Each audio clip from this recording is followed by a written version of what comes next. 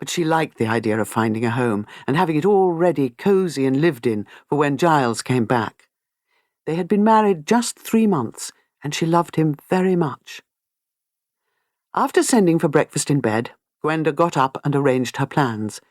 She spent a day seeing Plymouth, which she enjoyed, and on the following day she hired a comfortable Daimler car and chauffeur and set off on her journey through England. The weather was good, and she enjoyed her tour very much.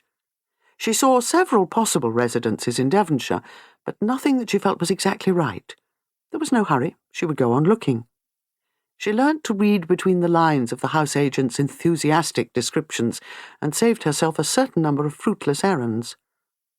It was on a Tuesday evening, about a week later, that the car came gently down the curving hill road into Dilmouth, and on the outskirts of that still charming seaside resort passed a for sale board where, through the trees, a glimpse of a small white Victorian villa could be seen. Immediately, Gwenda felt a throb of appreciation, almost of recognition. This was her house. Already she was sure of it. She could picture the garden, the long windows. She was sure that the house was just what she wanted.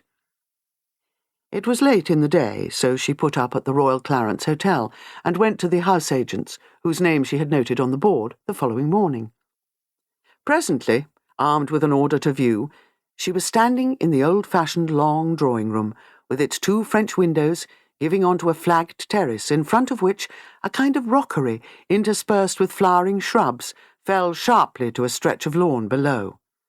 Through the trees at the bottom of the garden, the sea could be seen.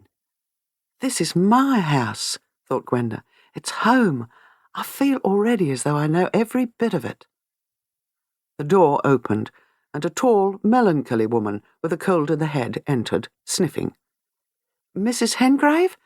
I have an order from Messrs. Galbraith and Penderley. I'm afraid it's rather early in the day." Mrs. Hengrave, blowing her nose, said sadly that it didn't matter at all. The tour of the house began. Yes, it was just right. Not too large, a bit old-fashioned, but she and Giles could put in another bathroom or 2. The kitchen could be modernised. It already had an Aga, fortunately, with a new sink and up-to-date equipment.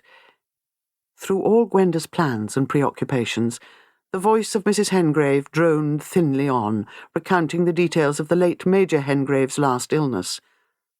Half of Gwenda attended to making the requisite noises of condolence, sympathy and understanding. Mrs. Hengrave's people all lived in Kent, anxious she should come and settle near them.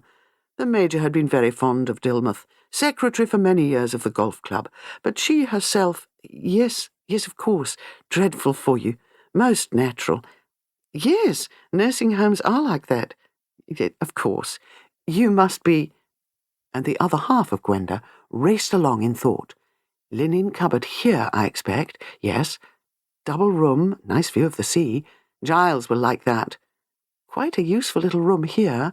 Giles might have it as a dressing room. Bathroom. I expect the bath has a mahogany surround. Oh, yes, it has. How lovely. And standing in the middle of the floor. I shan't change that. It's a period piece. Such an enormous bath. One could have apples on the surround, and sailboats and painted ducks. You could pretend you were in the sea. I know. We'll make that dark back spare room into a couple of really up-to-date green and chromium bathrooms. The pipes ought to be all right over the kitchen, and keep this just as it is. Pleurisy, said Mrs. Hengrave. Turned to double pneumonia on the 3rd day. Oh, terrible, said Gwenda. Isn't there another bedroom at the end of this passage? There was, and it was just the sort of room she had imagined it would be, almost round with a big bow window. She'd have to do it up, of course. It was in quite good condition, but why were people like Mrs. Hengrave so fond of that mustard-cum-biscuit shade of wall paint? They retraced their steps along the corridor.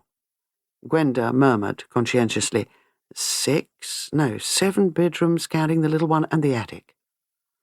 The boards creaked faintly under her feet. Already she felt that it was she and not Mrs. Hengrave who lived here. Mrs. Hengrave was an interloper, a woman who did up rooms in mustard-cum-biscuit colour and liked a frieze of wisteria in her drawing-room. Gwenda glanced down at the typewritten paper in her hand, on which the details of the property and the price asked were given.